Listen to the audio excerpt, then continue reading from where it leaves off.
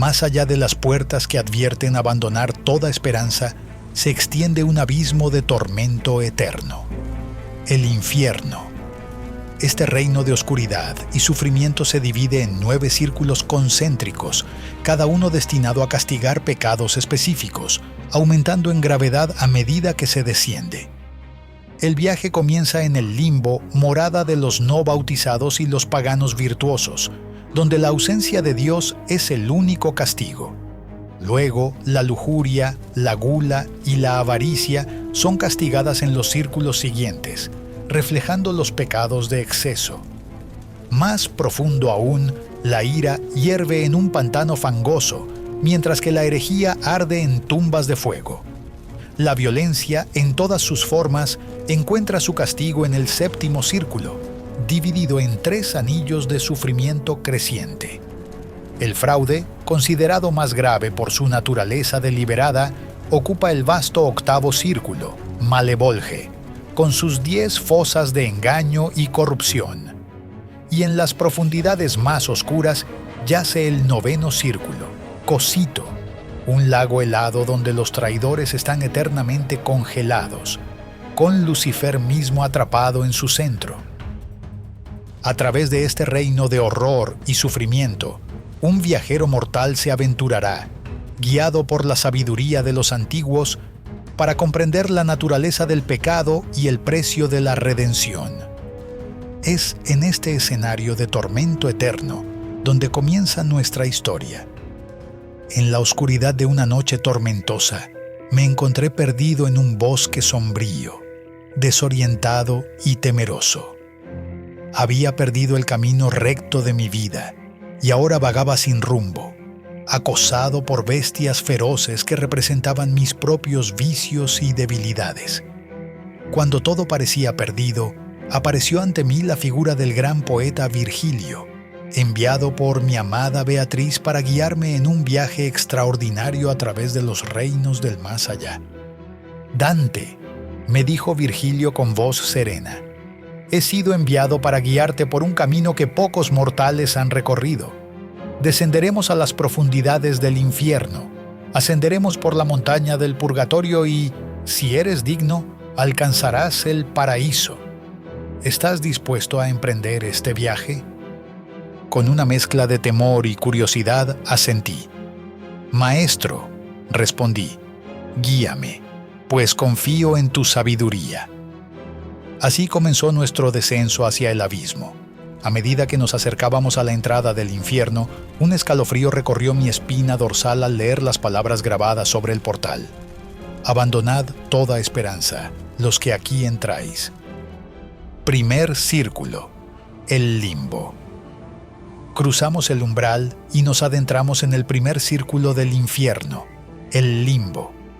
Aquí, el aire era pesado y una luz tenue iluminaba un gran espacio donde deambulaban incontables almas. «¿Quiénes son estos, maestro?», pregunté a Virgilio. «Estos son los indiferentes, los pusilánimes y los no bautizados», respondió. «Almas que no hicieron ni el bien ni el mal en vida, rechazadas tanto por el cielo como por el infierno.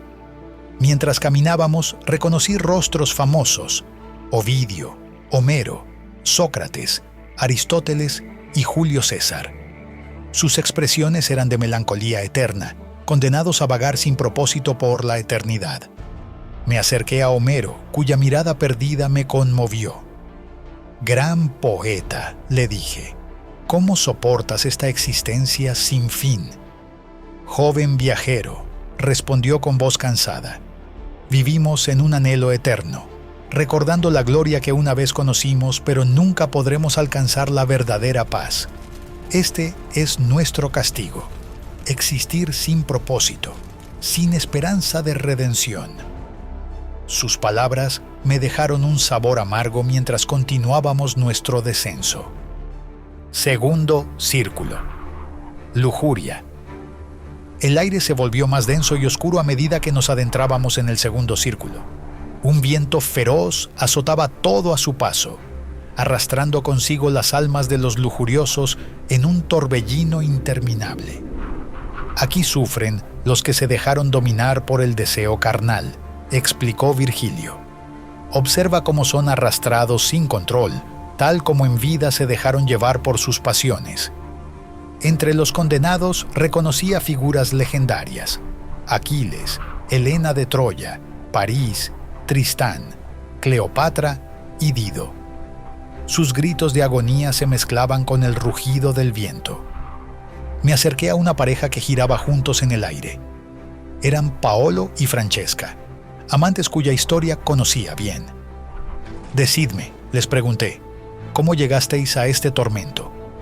Francesca, con lágrimas en los ojos, respondió: «El amor nos condujo a la muerte. Leíamos juntos la historia de Lancelot y Ginebra, y en un momento de debilidad nos besamos. Ese beso selló nuestro destino. Ahora estamos condenados a girar eternamente en este viento, siempre juntos, pero nunca en paz». Su relato me conmovió profundamente, y sentí compasión por estos amantes atrapados en un ciclo eterno de pasión y dolor. Tercer círculo. Gula. Dejamos atrás el torbellino de la lujuria y entramos en el tercer círculo, donde una lluvia fría y pestilente caía sin cesar sobre los glotones. El suelo era un lodazal nauseabundo en el que se revolcaban los condenados, vigilados por el monstruoso Cerbero, el perro de 3 cabezas. El hedor era insoportable, una mezcla de podredumbre y desperdicios que me hizo sentir náuseas. Los glotones yacían en el fango, incapaces de moverse, atormentados por el hambre eterna que nunca podrían satisfacer. ¡Tú, el vivo!», gritó una voz desde el lodo. Era Ciaco, un florentino que reconocí. «¿Has venido a burlarte de nuestro sufrimiento?». Me acerqué con cautela, evitando hundirme en el fango. «No, Ciaco, he venido a aprender. Dime, ¿cómo es tu tormento?». Ciaco soltó una risa amarga. «Mi tormento. Mira a tu alrededor. Estamos condenados a yacer en esta inmundicia, azotados por la lluvia helada, con Cerbero desgarrando nuestra carne una y otra vez. Nuestros estómagos rugen de hambre, pero solo podemos tragar este lodo asqueroso. Es el castigo perfecto para quienes en vida solo pensaron en satisfacer sus apetitos». Mientras hablaba, Cerbero se acercó gruñendo, sus 3 pares de ojos rojos fijos en nosotros. Virgilio, rápidamente, tomó un puñado de lodo y lo arrojó a las fauces de la bestia, distrayéndola lo suficiente para que pudiéramos continuar nuestro camino. Cuarto círculo. Avaricia y prodigalidad. El cuarto círculo nos recibió con un estruendo ensordecedor. Aquí, los avaros y los pródigos estaban condenados a empujar enormes pesos en direcciones opuestas, chocando violentamente entre sí. Hades, el dios de la riqueza, custodiaba este círculo, pero Virgilio lo silenció con unas palabras firmes. «Observa, Dante», me dijo mi guía. «Estos son los que atesoraron o dilapidaron su dinero en vida. Ahora están condenados a este ciclo eterno, simbolizando cómo sus acciones extremas los llevaron al desequilibrio». Vi a papas, cardenales y otros poderosos luchando con sus pesadas cargas. Sus rostros estaban desfigurados por la codicia y el esfuerzo, irreconocibles en su tormento. «Maestro», pregunté, «¿por qué no hablamos con ninguno de ellos?». Virgilio me miró con gravedad. «La codicia, Dante, es un pecado que corrompe el alma hasta que no queda nada digno de mención. Estos condenados han perdido su individualidad, consumidos por su obsesión con la riqueza. No hay nada que puedan decirnos que valga la pena escuchar». Sus palabras me hicieron reflexionar sobre la naturaleza destructiva de la avaricia y cómo puede deshumanizar a una persona hasta el punto de perder su esencia. Quinto círculo. Ira. Descendimos al quinto círculo, donde las aguas negras y pútridas del río Estigia formaban una laguna cenagosa. En su superficie, los iracundos se golpeaban y mordían mutuamente en una furia interminable, mientras que bajo las aguas, los perezosos borboteaban, ahogándose eternamente en su propia apatía. El aire estaba cargado de gritos de rabia y burbujas de desesperación. Mientras cruzábamos en la barca de Caronte, vi a dos almas enzarzadas en una lucha brutal. «Filippo Argenti», gritó una de ellas, «tu arrogancia te ha traído aquí. Sufre como nos hiciste sufrir en vida». Reconocí el nombre. Argenti había sido un florentino conocido por su temperamento violento.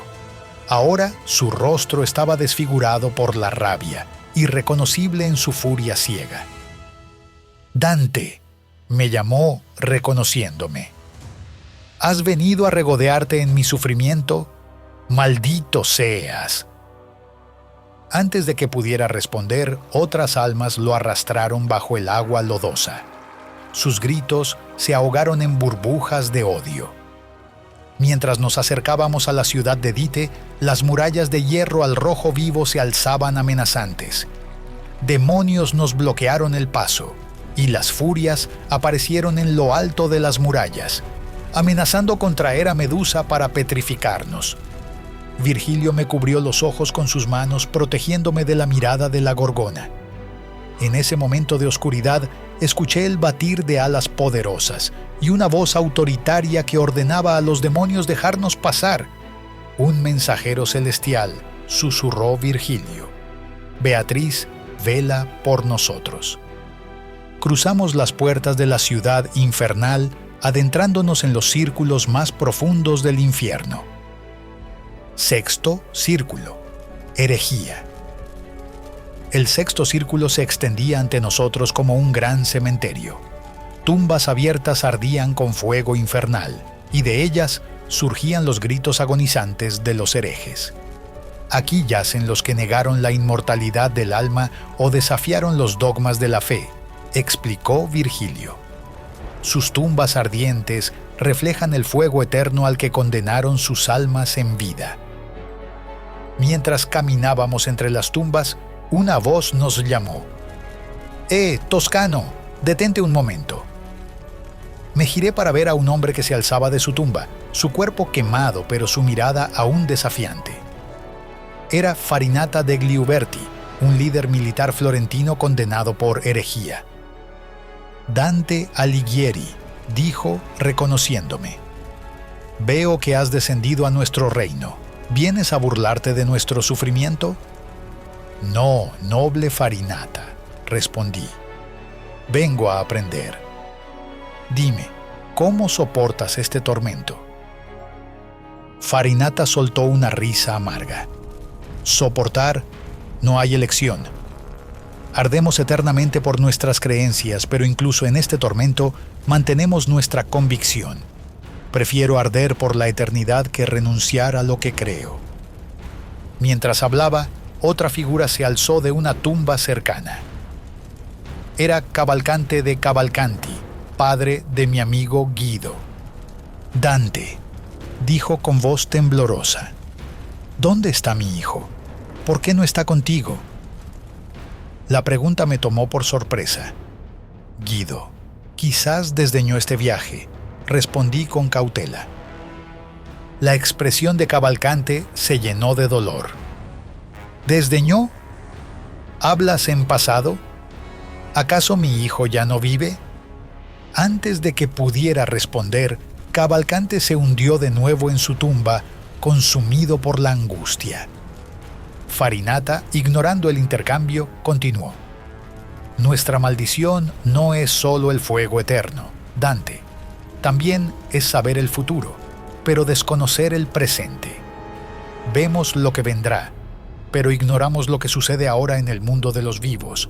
Es un tormento adicional a nuestro castigo». Sus palabras me hicieron reflexionar sobre la naturaleza del conocimiento y la fe, y cómo nuestras creencias pueden llevarnos tanto a la salvación como a la condenación. Séptimo círculo: violencia. Descendimos al séptimo círculo, dividido en 3 anillos concéntricos, cada uno destinado a un tipo diferente de violencia. El primer anillo estaba rodeado por el río Flegetonte, cuyas aguas de sangre hirviente albergaban a los violentos contra el prójimo. tiranos, asesinos y bandidos se sumergían en el río, mientras los centauros patrullaban las orillas, disparando flechas a quienes intentaban escapar. Vi a Alejandro Magno sumergido hasta las cejas, a Dionisio de Siracusa gritando de dolor y a Atila el uno luchando contra la corriente sangrienta. «Quirón», llamó Virgilio al líder de los centauros. «Necesitamos cruzar». El imponente centauro se acercó, su torso humano contrastando con su cuerpo equino. «¿Quién es este mortal que osa adentrarse en el reino de los muertos?», preguntó, apuntándome con una flecha. «Es Dante, enviado por voluntad divina», respondió Virgilio. «Déjanos pasar, pues nuestra misión es sagrada». Quirón asintió y ordenó a Neso, otro centauro, que nos llevara a través del río de sangre.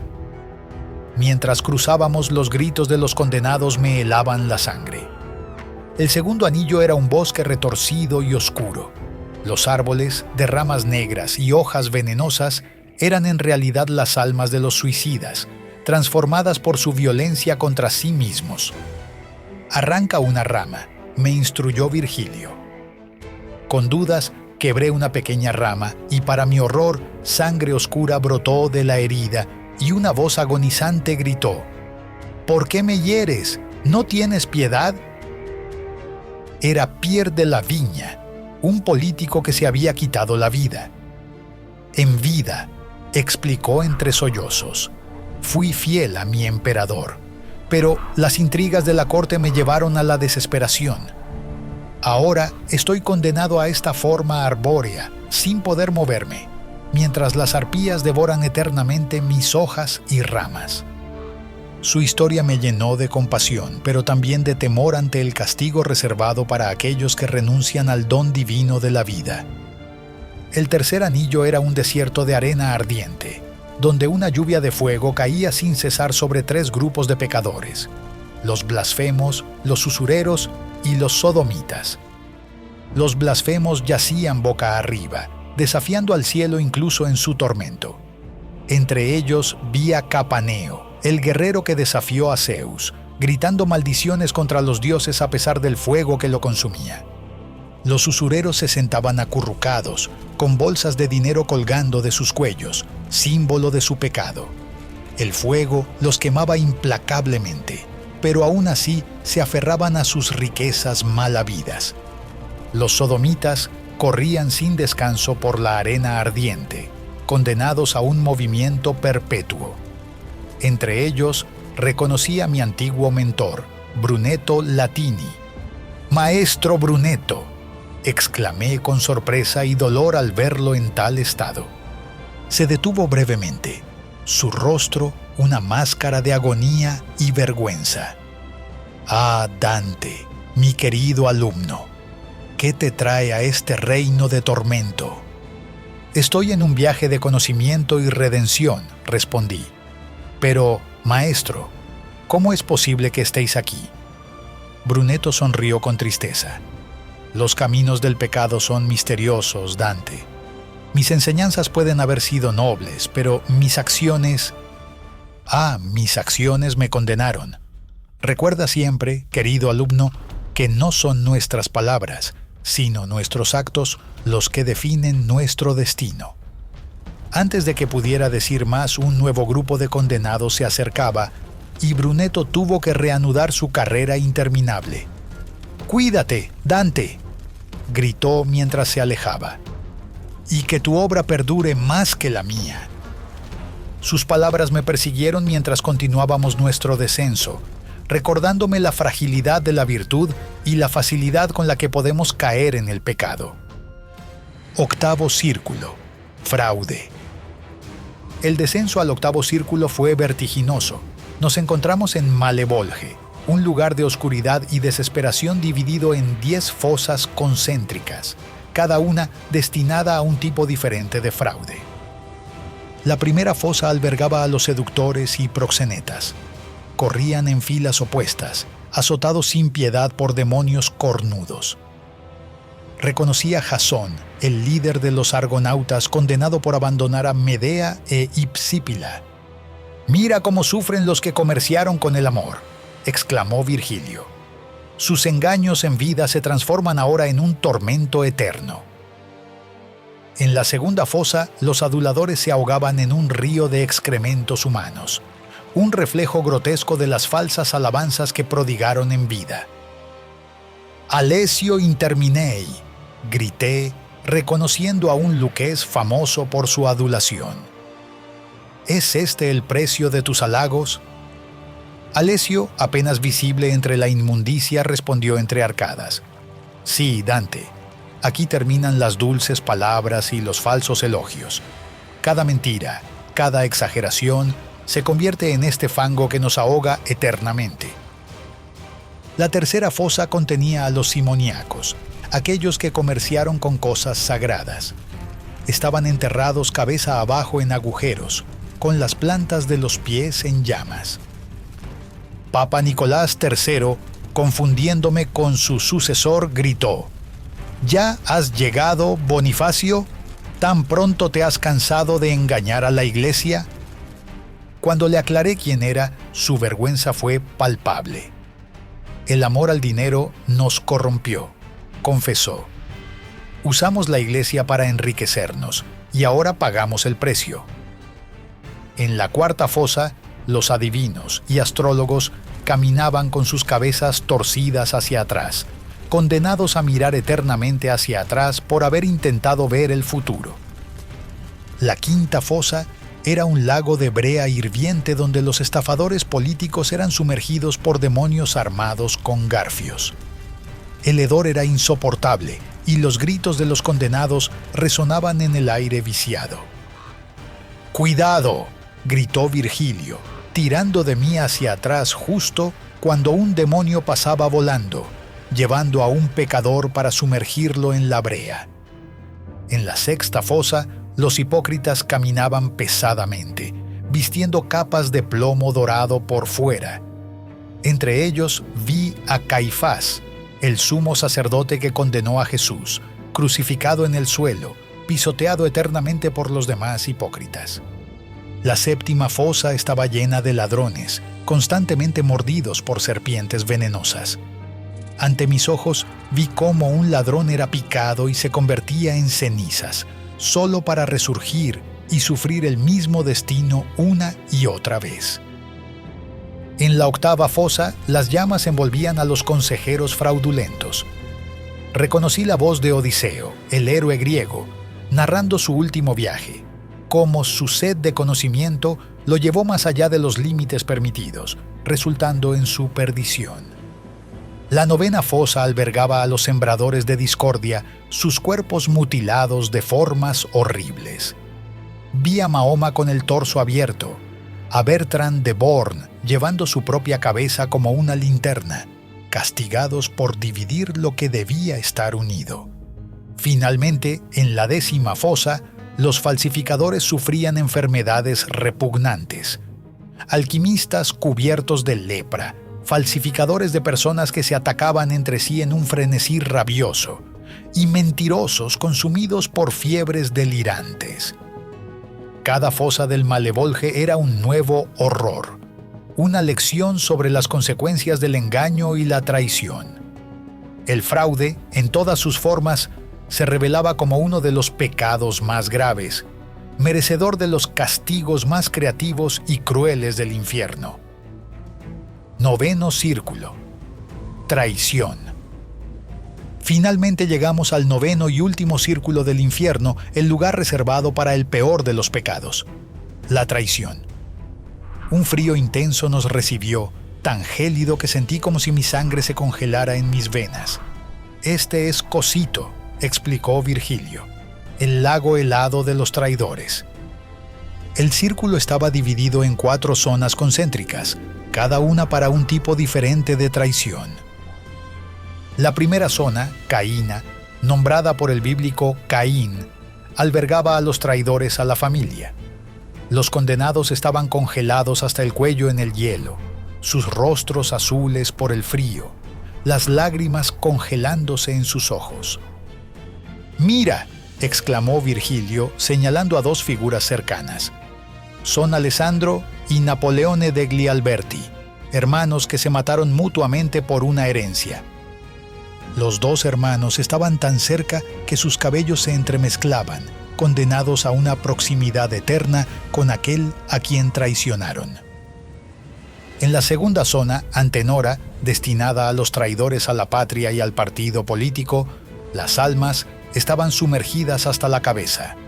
Entre ellos reconocí a Bocca degli Abati, el traidor que causó la derrota de los güelfos en la batalla de Montaperti. Cuando intenté arrancarle algunos cabellos para que revelara su identidad, gritó de dolor: «¿Por qué me arrancas el pelo? ¿No te basta con pisotearme en este hielo?»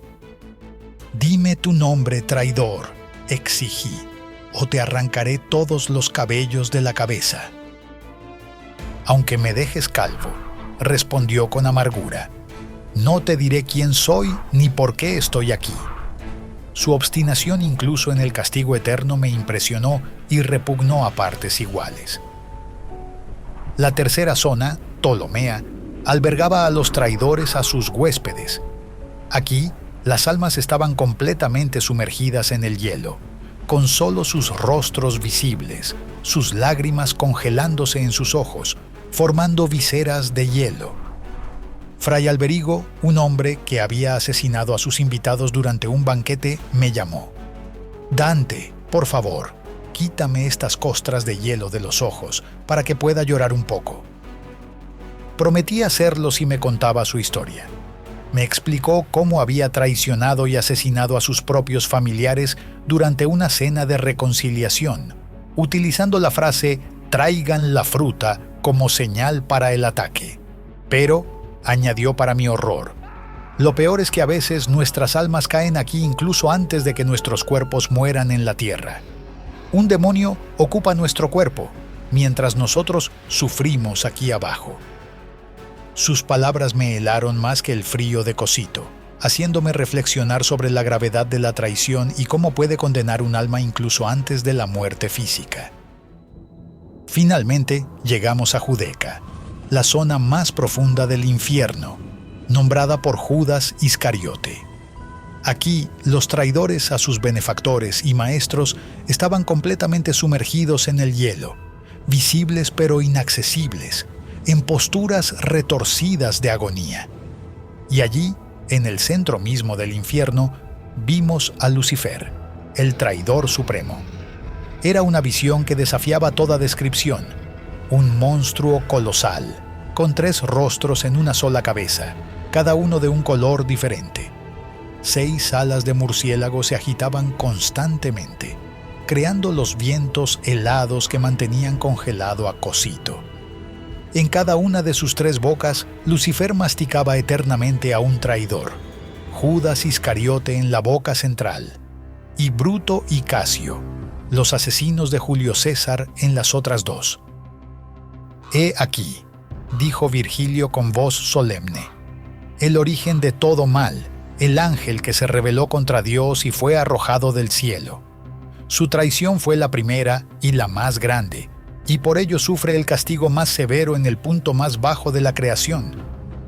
Observé horrorizado cómo las lágrimas y la baba sangrienta goteaban de los 3 rostros de Lucifer, mezclándose con el hielo a sus pies.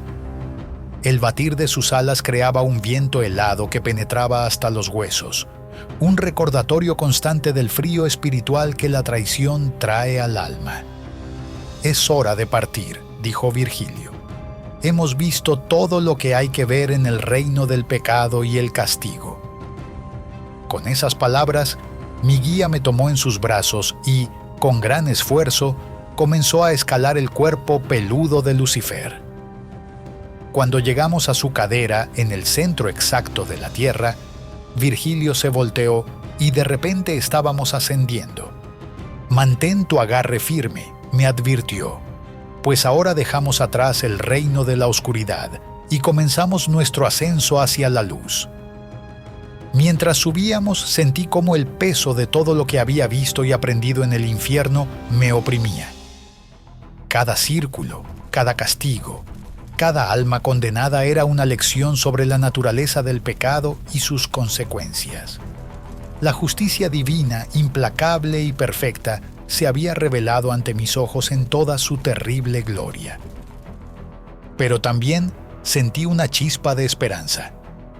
Si existía un lugar de castigo tan elaborado y justo, ¿no debía existir también un reino de recompensa y beatitud? Con ese pensamiento me aferré a Virgilio mientras continuábamos nuestro ascenso, dejando atrás el frío del infierno y avanzando hacia la luz del purgatorio. Así concluye nuestro viaje por los 9 círculos del infierno, una odisea de horror, aprendizaje y reflexión. Cada paso en este reino de oscuridad ha sido una lección sobre la naturaleza del pecado y sus consecuencias. Que este viaje sirva de advertencia y guía para todos aquellos que buscan el camino de la virtud y la redención.